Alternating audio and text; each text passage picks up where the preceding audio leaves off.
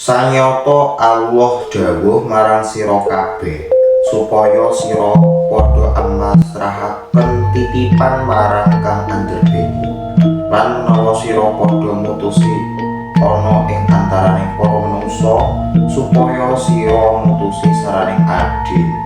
He para wong mukmin, sira padha angestokno marang Allah lan angestokno marang Rasul serta angestokno marang wong kang ngasta pemerintahan sira kabeh. Teman-teman sekalian, yang saya baca ini adalah kutipan dari salah satu tafsir Al-Qur'anul Karim. Bukan sembarang bacaan bahasa Jawa, tapi ini memang tafsiran Al-Qur'anul Karim. Jadi sangat unik bagaimana tafsir ditafsiri dengan bahasa Jawa. Yang sebelumnya kita kenal bahwa tafsir itu menggunakan bahasa Arab, kemudian menggunakan kalimat bahasa Arab, tapi ini tafsir menggunakan bahasa Jawa. Nah, kali ini saya akan membahas terkait tafsir Al-Huda karya Bakri Syahid. Salah satu tafsir yang menurut saya latar belakang penulisannya adalah salah satu tafsir yang unik. Karena apa? Tafsir ini selain ditulis menggunakan bahasa Jawa, ada ditulis oleh seorang tentara, seorang TNI, Kolonel Bakri Syahid. Yuk kita simak kelanjutannya di podcast dadakan. Stay tune.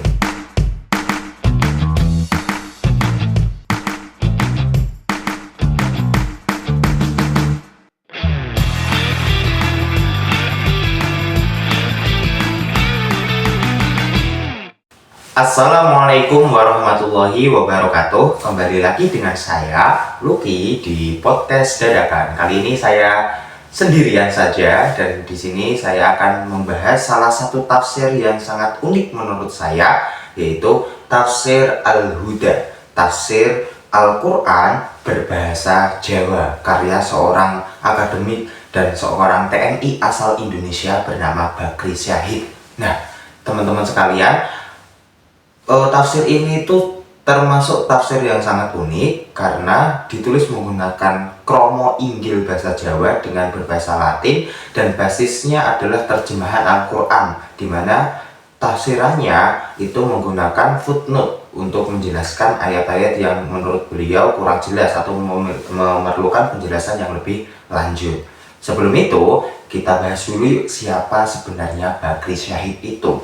Apakah seorang tentara itu bisa menafsiri dan kenapa beliau bisa menafsirkan Al-Quran atau menerjemahkan Al-Quran, bahkan ditulis dalam kitab yang sangat tebal. Nah, teman-teman sekalian, kita sekarang membahas siapa sih sebenarnya Bakri Syahid itu. Bakri Syahid dilahirkan di Yogyakarta, di mana lingkungan beliau hidup adalah lingkungan Muhammadiyah pada saat itu. Nah, beliau hidup di antara kurun waktu pemerintahan Indonesia itu di masanya Soeharto lah, gitu, di tahun 1960-an ke atas gitu. Nah, beliau memiliki karir akademik yang menurut saya itu cukup make sense lah kalau beliau itu sampai menulis tafsir. Beliau pernah kuliah di IAIN Sunan Kalijaga, kemudian pernah menjadi rektor di IAIN Sunan Kalijaga pada kurun waktu 1972 sampai 1976.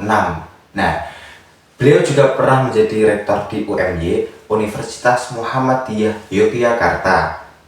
Jadi, beliau memiliki karir akademik khususnya di bidang Islam yang menurut saya cukup kompeten untuk akhirnya beliau menulis tafsir. Kemudian yang perlu kita bahas adalah karir TNI-nya. Beliau memiliki pangkat terakhir Kolonel Infanteri. Nah, beliau pernah ditugaskan atau diperintah oleh Jenderal Ahmad Yani untuk melakukan pendidikan militer di New York. Kemudian jabatan-jabatan beliau antara lain, beliau pernah menjadi komandan batalion, pernah menjadi kompi wartawan perang, dan ini yang fakta menariknya, beliau ketika di masa-masa akhir jabatannya menjadi TNI, beliau ditugaskan sebagai wakil dan bahkan pernah menjadi ketua Islamic Center di akademik TNI Angkatan Darat. Nah, jadi pada akhir-akhirnya beliau menjabat menjadi TNI itu jabatannya berhubungan dengan agama. Dan menariknya, beliau pernah menjadi anggota Dewan, anggota DPR RI, fraksi dari TNI Angkatan Darat. Kemudian pertanyaannya kan, kenapa beliau menulis tafsir dan kenapa tafsirnya itu tafsir berbahasa Jawa, Jawa Kromo Inggil lagi. Ini kan sesuatu yang baru, sesuatu yang unik bagi kita. Yang kita ketahui, kalau saya pribadi, tafsir bahasa Jawa yang saya tahu sebelumnya adalah tafsir Al-Ibris, di mana tafsir Al-Ibris itu ditulis menggunakan pegon, dipelajari oleh kelompok-kelompok atau di pesantren-pesantren gitulah, yang ditulis oleh Kiai Bisri Mustafa. Nah, ini kok tafsirnya berbahasa Latin, berbahasa Jawa dengan basic terjemahan yang ditafsiri menggunakan footnote. Nah, kita akan ulas bagaimana karakteristik dari tafsir Al-Huda tersebut dan mengapa Bakri Syahid menulis tafsir Al-Huda. Teman-teman sekalian, tafsir Al-Huda itu ditulis pada masa pemerintahan Indonesia memasuki masa Orde Baru. Jadi Presiden Indonesia pada saat itu adalah Soeharto, di mana kepemerintahan Soeharto kita tahulah pemerintah yang otoriter dan sebagainya. Tapi yang fakta menariknya adalah Bakri Syahid dengan latar belakang tadi, backgroundnya yang sudah saya paparkan tadi, beliau sangat dekat dengan pemerintah ya, dengan jabatannya sebagai rektor, jabatannya sebagai TNI, jabatannya dalam TNI itu sangat tinggi juga. Nah, kenapa beliau menulis tafsir pada saat itu? Ya, jadi sebelum kita membahas tentang tafsir Al-Huda, saya akan membawa dulu konteks penafsiran Al-Quran pada masa Orde Baru. Jadi menurut Islah Gusmian melakukan tipologi tafsir pada masa atau era Orde Baru, di mana pada saat itu kan pemerintah lagi otoriternya tuh. Orang-orang atau masyarakat itu dilarang atau dibatasi pendapatnya. Nah, di sisi lain untuk melanggengkan kekuasaan Soeharto, ada beberapa tafsir yang oleh Islah Gusmian dikategorikan menjadi 3. Yang pertama tafsir Gincu, tafsir yang secara garis besarnya tafsir ini mendukung pemerintahan Soeharto, menafsirkan Al-Quran dengan dalam rangka ada beberapa kalimat yang kita lihat mendukung pemerintahan Soeharto. Ada juga tafsir bungkam, ada juga tafsir kritis. Tafsir kritis ini adalah tafsir yang sangat mengkritik kebijakan-kebijakan Soeharto. Kemudian ada tafsir bungkam, tafsir yang memilih diam, dalam rangka bukan berarti kosong gitu tulisannya, enggak, tapi penafsirannya lebih mengarah ke penafsiran misal keadilan. Konsep keadilan itu keadilan ke diri sendiri, bukan keadilan ke pemerintahan.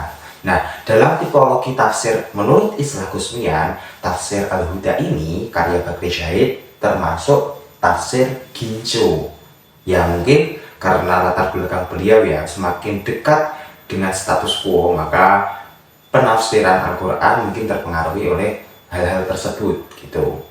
Sebelum ini kan sudah paham konteksnya ya. Sekarang kita berbicara tentang bahasa Jawa, bahasa lokal yang dibawa atau dijadikan bahasa utama dalam sumber penafsiran penafsiran tafsir Al-Huda ini.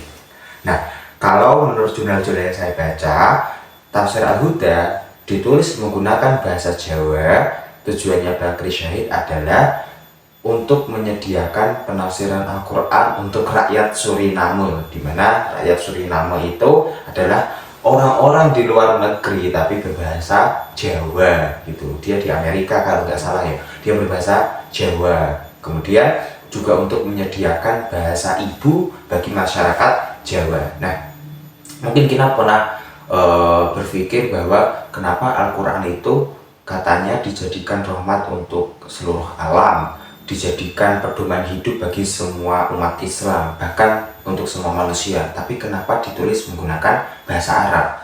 Maka pada saat itu kita konteksnya di tahun-tahun 60-an, di mana pada saat itu kan akses terhadap informasi, akses untuk belajar itu kan masih sangat terbatas. Jadi bagi masyarakat Jawa sendiri belum banyak yang bisa bahasa Indonesia, apalagi menggunakan bahasa Arab. Jadi itu juga salah satu alasan kenapa Bagri Syahid menulis tafsirnya dengan tafsir berbahasa Jawa. Di sisi lain, ada satu fakta yang belum saya masukkan tadi.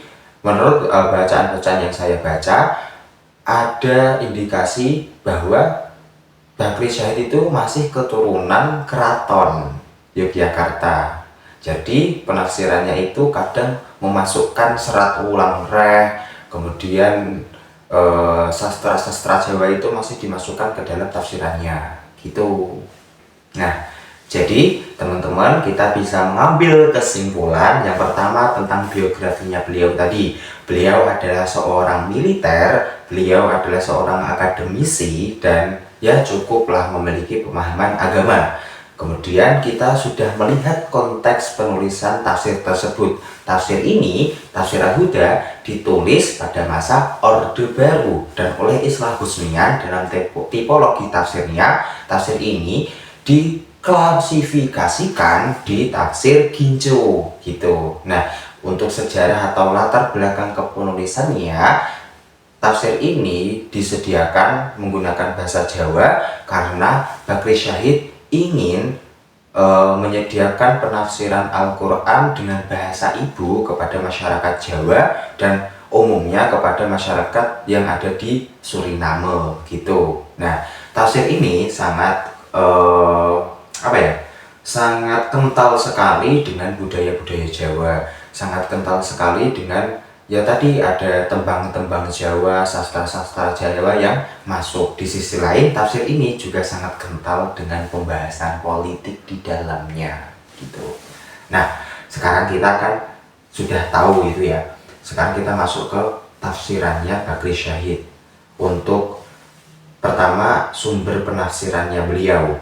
Beliau kan kalau di Quran, dalam ilmu Al-Quran dan tafsir, penafsiran Al-Quran itu ada dua sumbernya. Yang pertama dengan sumber bil maksur, yaitu mengutip riwayat, entah riwayat hadis, asar sahabat, atau qaul dari tabi'in, ulama terdahulu, atau dengan birro'i, yaitu dengan pemikirannya sendiri. Nah, di dalam Muqaddimah Tafsir Al-Huda, Bagri Syahid menyebutkan beberapa kitab-kitab referensinya.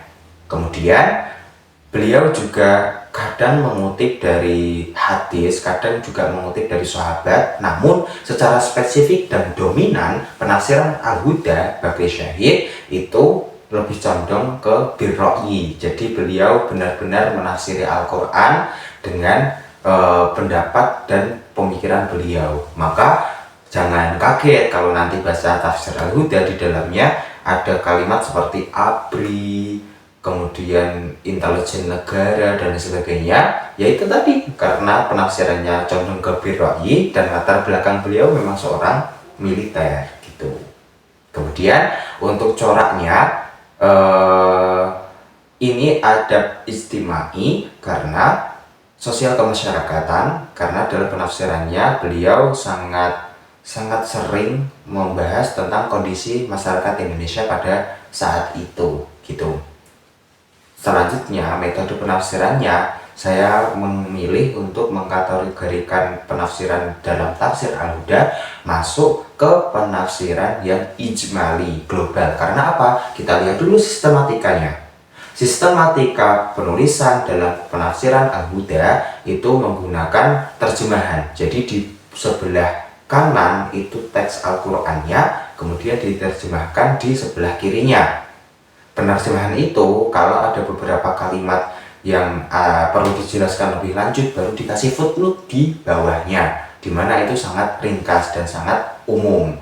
Penafsiran beliau tidak melihat aspek-aspek, atau jarang melihat aspek lughawinya, aspek asbabun nuzulnya. Jadi penafsiran beliau itu cenderung hanya yaitu tadi adab istimai, mengaitkannya dengan realitas pada saat itu. Teman-teman, tadi kan saya bilang bahwa penafsiran ini itu sangat kental kaitannya dengan politik di Indonesia kan. Nah, itu terbukti pada saat menafsiri ayat-ayat seperti yang tadi saya bacakan, bahwa ulil amri dalam Al-Quran itu beliau maknani, beliau terjemahkan, dan beliau tafsirkan dengan pemerintahan yang sedang menjabat pada saat itu gitu. Jadi memang penafsiran ini banyak memuat penafsiran-penafsiran yang pro kepada pemerintah. Itu kan kayak kita itu harus manut dengan pemerintahan Soeharto gitu, tapi beliau berbicaranya lewat tafsir gitu. Dan salah satu tujuannya dalam bahasa Jawa itu ya itu, karena kalau misal kita membaca teks Al-Quran yang aslinya berbahasa Arab gitu, kemudian kita membacanya dengan bahasa ibu kita, bahasa sehari-hari kita, maka kita akan mendapatkan kayak perasaan deep banget gitu dalam penafsirannya gitu.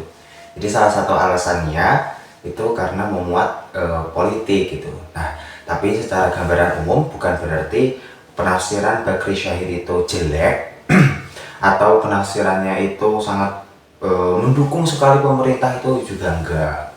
Itu penafsirannya Bakri Syahid kok seperti itu ya karena latar belakang mufasirnya, latar belakang beliau yang pada saat itu sedang menjabat di pemerintahan gitu. Dan masih banyak-banyak penafsiran yang masih sesuai kok dengan yang aslinya gitu, nggak terlalu mendukung pemerintah banget, itu juga masih ada gitu. Hanya beberapa ayat-ayat yang tema-tema yang agak krusial atau tema-tema penting tentang pemerintahan, beliau seringkali mengaitkannya dengan ABRI, mengaitkannya dengan pemerintahan Soeharto, dan itu wajar lah karena latar belakang si mufasir itu. Nah, sangat banyak sekali penafsiran Indonesia, penafsiran yang ditulis oleh ulama-ulama mufasir yang berasal dari Indonesia.